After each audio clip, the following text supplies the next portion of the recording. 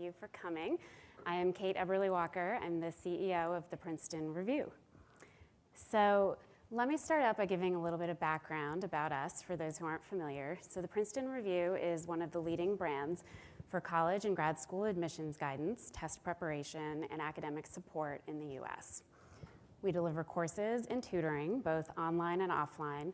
We're one of the most visited websites for college research, and we're one of the leading publishers of admissions and test prep books.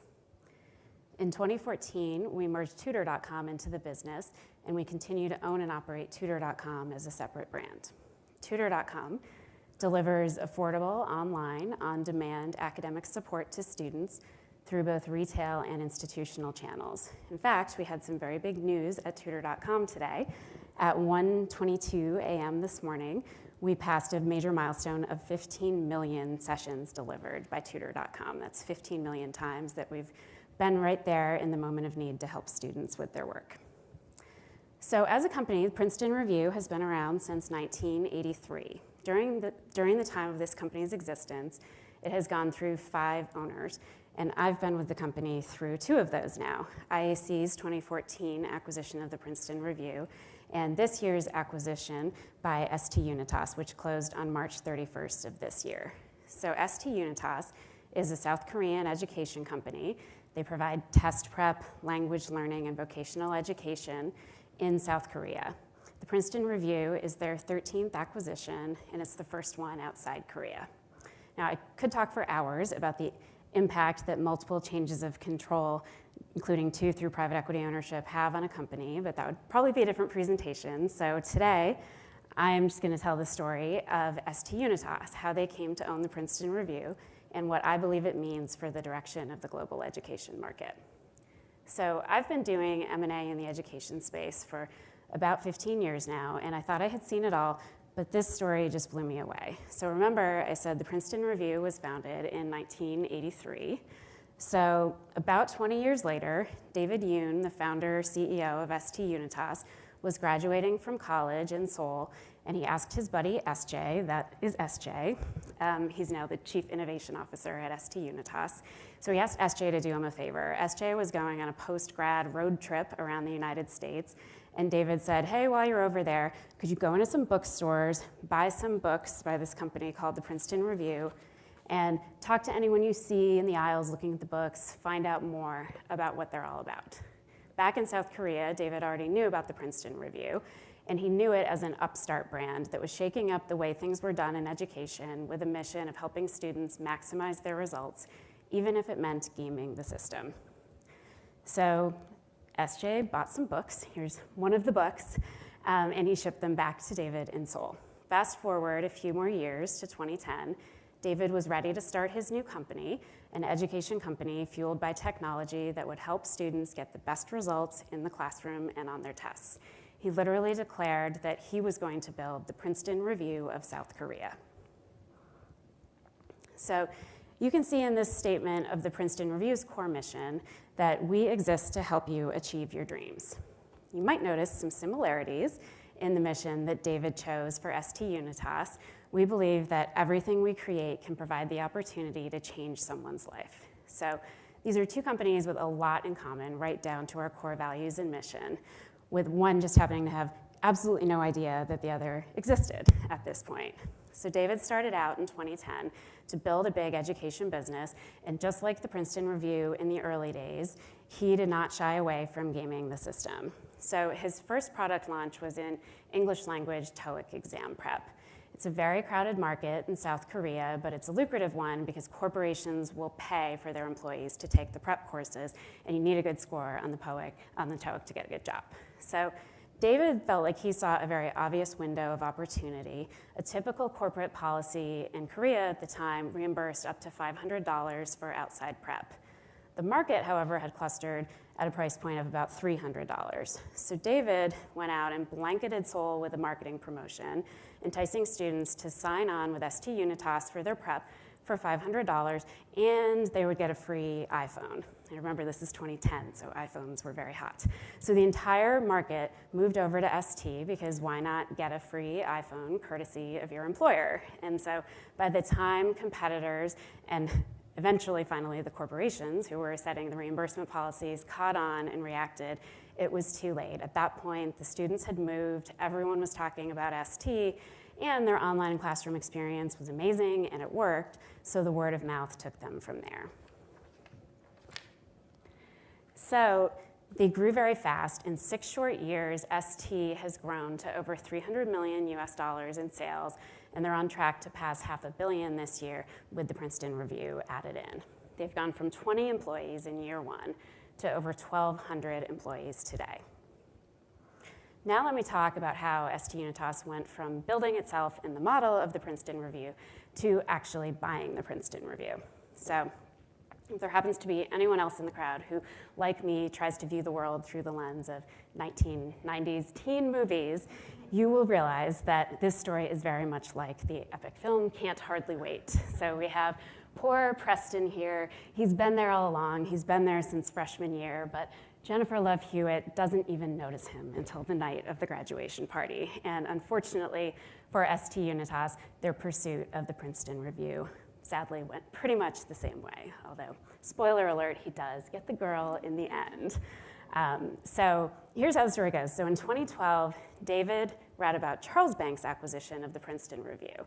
And he said to his team sometime later, now's our chance, let's reach out and express our interest. Charles Bank had never heard of them and totally brushed it off. Meanwhile, I came along with IAC and tutor.com, and we snatched it up and announced the acquisition of the Princeton Review in July of 2014.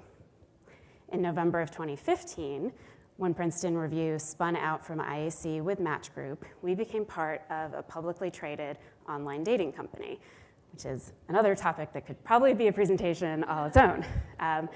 David again said, now's our chance. This is definitely not core to the online dating business. So he had his team reach out to Match in early 2016. The guys at Match mentioned to me, and I shrugged and said, well, I don't know, I've never heard of them. And we all went about our business. Through the summer, we'd been getting outreach from other strategics, many from Asia, that we knew better than we knew ST Unitas. And by now, we had definitely all agreed that the Princeton Review was non-core to Match's dating business. So we were very open to doing a transaction, and we decided to engage in some more serious conversations.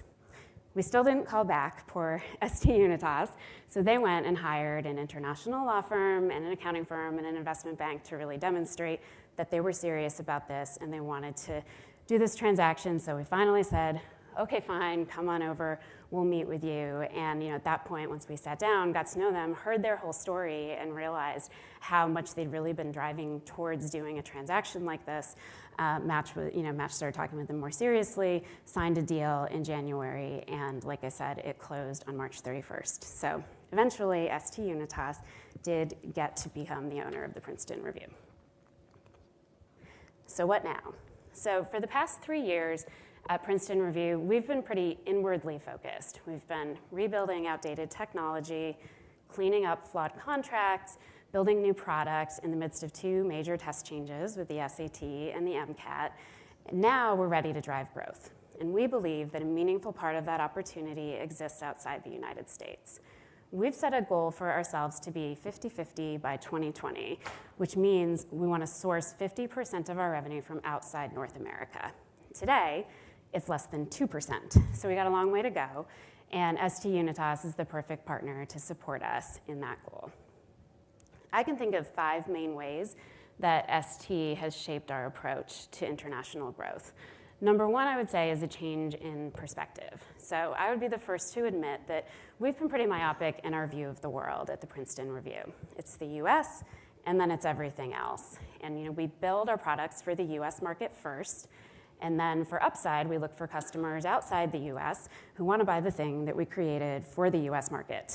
And our numbers really do reflect that approach. I think that's a big part of why less than 2% of our revenue right now comes from outside North America.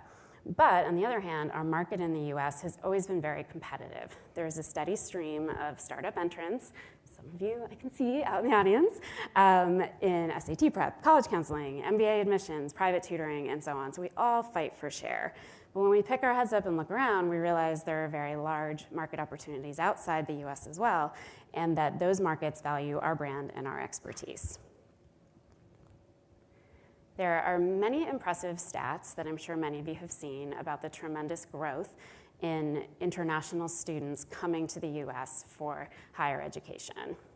60% of international students come from 4 countries: China, India, Saudi Arabia, and South Korea. So just for starters, going after this market of students who want to come to the US for their studies, we've got the content in the curriculum, and now we have the great advantage of having a parent company that deeply knows one of those 4 main countries that are sending students to the US. So that's very exciting for us. We also know, though, that all of these numbers pale in comparison to the numbers of students preparing to go to university in their own country.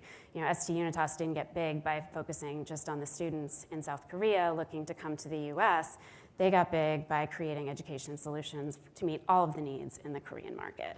So to really create a global education company, we need to look at how we can help students achieve all of their educational goals, not just the ones who have a goal of coming to the US.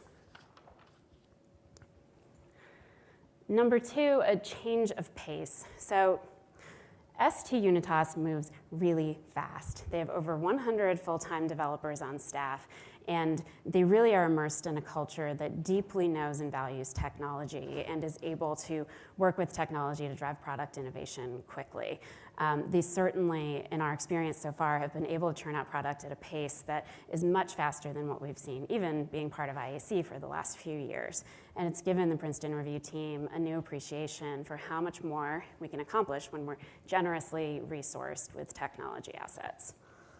Just as an example, on day 1, the day that we closed the deal, ST Unitas had already built and was ready to launch a new Princeton Review branded SAT/ACT online course targeting the South Korean market, leveraging the best of Princeton Review's curriculum and brand, combined with ST Unitas's star instructors. And that was literally the first day of their ownership with them, so can't emphasize enough, they move really fast, and it is very exciting.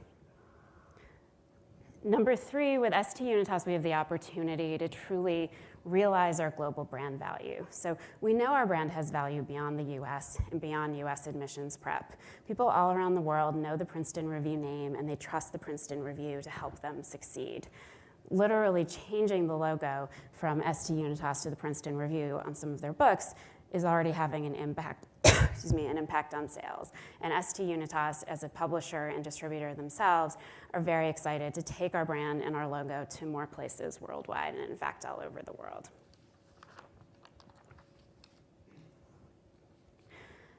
Fourth, what we've really come to realize in working with ST Unitas is that great global education really needs to be local. The most powerful offerings are those that combine the quality and academic rigor of a brand like the Princeton Review with very local expertise on what works in that market. And in every market, it's different, absolutely. We all know that education is not one size fits all, and while online education makes it easier to reach students around the world, it doesn't mean that you can just throw up a website and sell them the same products that you sell in the US. And I know that because we've tried. I watch every day how many purchases we get on PrincetonReview.com from outside North America, and I can tell you it's not very exciting. Yesterday, for example, we sold 1 online SAT course in Japan, 1 college counseling package in Taiwan, and a few GMAT practice tests at $5 price point in India.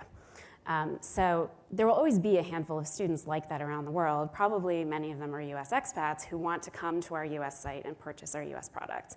But we're really missing the bigger opportunity. Students outside the US don't want a US education product, even if their ultimate goal is to come to the US for higher education.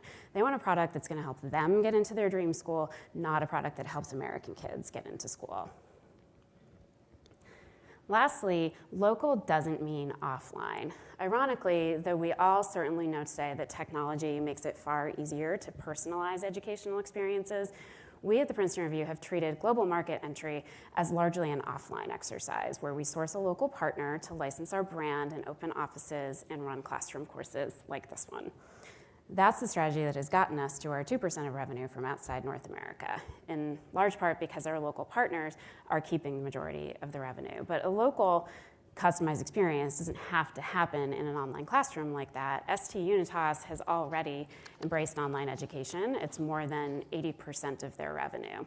So we believe we can take our world-class Princeton Review online tools and use them as a base to recreate a new and different experience for every market, starting with South Korea, taught online, synchronously and asynchronously by successful local teachers. And this, to me, is really a new and better model for bringing US brands like ours and our content to global markets, but doing it in the right way, in the way that really works for students.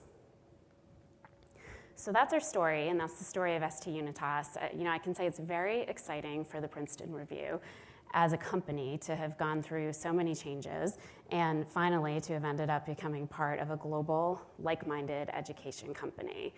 Though it's our early days in our new ownership, we're very excited to have the support from ST Unitas in growing our business and the benefit of their insight into markets in South Korea and elsewhere in Asia as we develop our products and our business strategy to hopefully drive our business to be as big as we feel our brand already is in its perception and its awareness worldwide. So let me open it up for Q&A.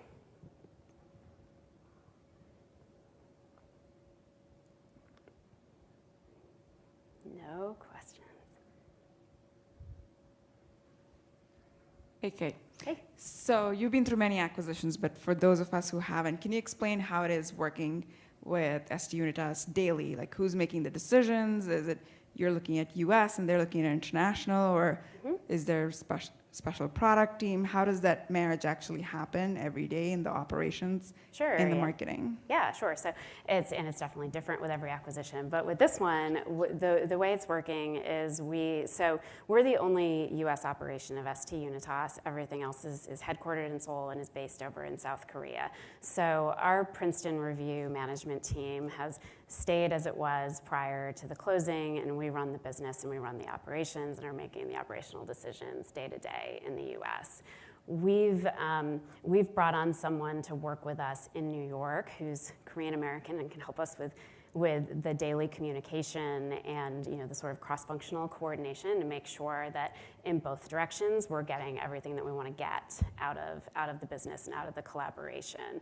And so it's real. And then on ST's side, they've created a team that they've tasked with being explicitly focused on taking the Princeton Review brand and content and starting to develop new products for overseas markets. So that's kind of how we're setting it up. And the goal is really to not be disruptive to the U.S. business and what we've been doing and the strategic plan that we've been working towards in the U.S., but to still make sure that we are dedicating specific resource to go after the opportunities together.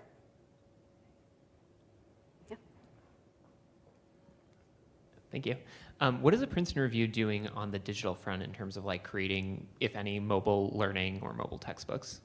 So we'll be doing a lot more now that we have this delightful team of developers in South Korea to help us turn out more rapidly. I mean, the most recent mobile app that we've released is our homework help app under the Princeton Review brand, and so that's that's 24/7 online on demand. Use your app, take a picture of your homework set or your problem, and connect live to a tutor to get help with your work.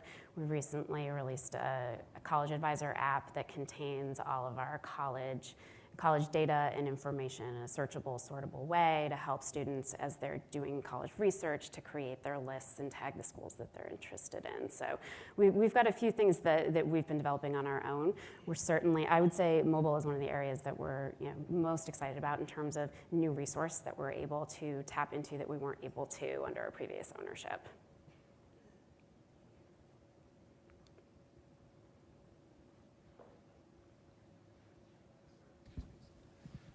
So my question is, so beyond, I guess, as you described, the sort of the magical story of how the founder of ST Unitas knew about Princeton Review, what would you say is the main motivation for why they went through with the acquisition? Was it for geography purposes to kind of move to the U.S.?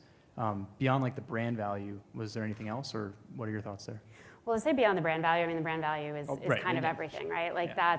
That's really why a company like theirs would want a company like ours. And, I think it's part of a larger story that's been out there lately about, interest from Asian strategics and Asian funds investing in the U.S. market. I think a big part of the appeal is that there are national, multinational consumer education brands that have been built here that have a real power and have a sort of halo effect worldwide that I think is a bit further along than anything that's been developed in a market like South Korea. So to them, I mean, that was a big driver of this deal, was getting access to that brand and the content and the curriculum under it, but just to be able, their strong belief based on their own experience and market research they did and so on is that they can build great products, we can build great products, but you get a real leap forward by being able to put a known, trusted brand on it rather than kind of starting and trying to drive something from scratch in a market.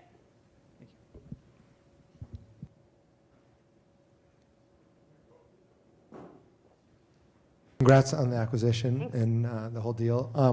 If you had a crystal ball, 5 years from now, where do you see Princeton Review as well as just the combined company? Where do you see your growth coming from?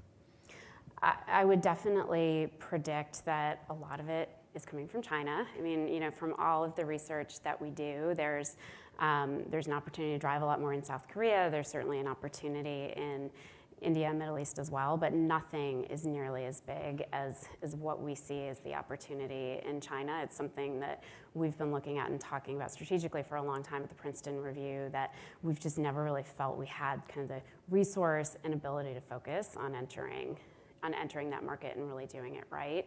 And now with kind of a more purposeful direction and a team to support us over in South Korea, I think that would be my prediction. If I think about what's going to be the biggest piece of the business that that doesn't exist today, I would have to bet on China. Congratulations. Your brand has a huge equity in Asia. What I would like to know is, you are repurposing your content for Asian market, or you're creating some new product also for the Asian market? So it's not going to be the product as it exists today. It'll definitely be lifting heavily from what we've already built in terms of the content and the curriculum. But our belief is that in every market in Asia and elsewhere, it needs a local overlay, most specifically in terms of the instructors and the teachers. So that's the model that we've been pursuing out of the gate in South Korea, is taking the core Princeton Review content, curriculum, practice sets, et cetera, but wrapping around that video-based instruction from local, successful South Korean instructors. And so, what I see is taking that model and transferring it to other markets as well. We got one more. Time for one more.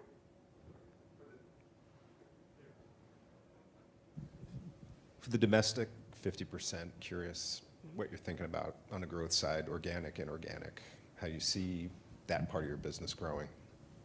Sure. Well, certainly, what has been high growth for us in the past couple of years, I think will continue to be, which is for us, the online admissions, college admissions, med school admissions, counseling. That's been a high growth business for us, and I think we're just at the beginning of what we can achieve in those areas. I think also our online on-demand tutoring, while we're very well established in the institutional market, we still see a lot of growth and opportunity there, and we're still newer to the consumer market on the online on-demand tutoring, and we've seen great growth in the past year as we've started to put more focus and more marketing into it, and I expect to see that continue as well. So where the U.S. business today is very heavily weighted in test preparation relative to admission services and tutoring, I expect those two other pieces to grow to balance out the overall weighting of the business. Great. All right, thank you, everybody. It was good to see you all.